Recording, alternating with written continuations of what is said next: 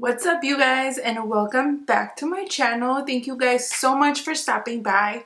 So I'm very excited to do this video for you guys. Actually, when I ended up buying this product, I had this idea in mind because when I came out, I was like, this is perfect, because I've been wanting to do this video since Nikki Tutorials did it. And then she of course did it with Kim K, which was amazing. This is the Smokey Volume 1 collection, and I will open it up for you guys. Look at her. Here is the whole collection.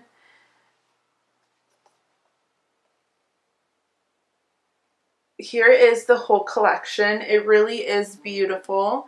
So I have everything that I would need to do a full face with this collection. That's why I wanted to do it, including lashes. So I am going to do the power of makeup using the KKW Smokey Volume 1 collection. So if you guys want to see my power of makeup transformation, then keep watching.